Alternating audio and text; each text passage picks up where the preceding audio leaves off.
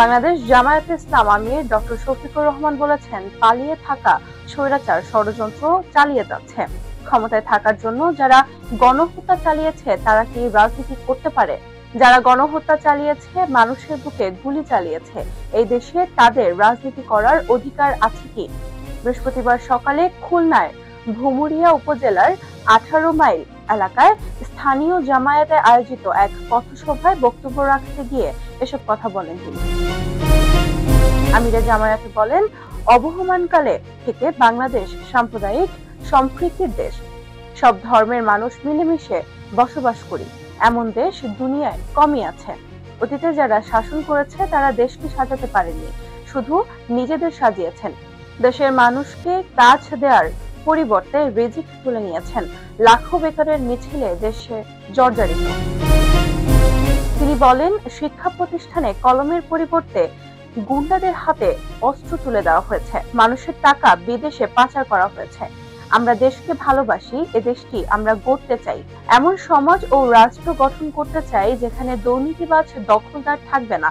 আমাদের মা বোনেরা ইজ্জতের সঙ্গে চলাফেরা করতে পারবেন। যোগ্যতা অনুযায়ী যুবকরা যেন কাজ পায়, সেই সমাজ গড়ে তুলব ইনশাআল্লাহ। ডক্টর শফিকুর রহমান আরো বলেন, এমন সমাজ আমরা কায়েম করতে চাই যেখানে ন্যায় বিচার পাওয়ার জন্য আদালতের দরজায় মানুষকে কাঁদতে হবে না। আদালত নিজেই দায়িত্ব নিয়ে মানুষকে ন্যায় বিচার পাইয়ে দিবে।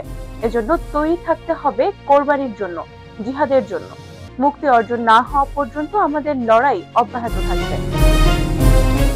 বিশেষ অতিথি ছিলেন জামায়াত ইসলামের সেক্রেটারি জেনারেল অধ্যাপক মিয়া গোলাম পরওয়ার, কেন্দ্রীয় সাংগঠনিক সেক্রেটারি ও খুলনা অঞ্চলের পরিচালক মুহাদ্দিস আব্দুল খালেক, কেন্দ্রীয় কর্মপরিষদ সদস্য ও খুলনা অঞ্চলের সহকারী পরিচালক মাওলানা আবুল কালাম আজাদ, কেন্দ্রীয় মজলিসের সরার সদস্য ও খুলনা জেলার আমির মাওলানা এমরান হোসাইন, সাতক্ষীরা জেলা আমির মাওলানা শহীদুল ইসলাম মুকুল, উপজেলা আমির মাওলানা মোক্তার হোসাইনের সভাপতিত্বে ও সেক্রেটারি মাওলানা শেখ সিরাজুল ইসলামের পরিচালনায় আমন্ত্রিত অতিথি ছিলেন খুলনা জেলা সেক্রেটারি মুন্সি মিজানুর রহমান, খুলনা মহানগরী সেক্রেটারি অ্যাডভোকেট শেখ জাহাঙ্গীর হোসাইন হেলাল, জেলা সহকারী সেক্রেটারি মুন্সি মইনুল ইসলাম, অ্যাডভোকেট মোস্তাফিজুর রহমান, অধ্যাপক মিয়া গোলাম কুদ্দুস, অধ্যক্ষ গাউসুল আজম হাদি, খুলনা উত্তর জেলা ছাত্র শিবিরের সভাপতি বেলাল হোসাইন রিয়াদ ও সেক্রেটারি আবু ইউসুফ।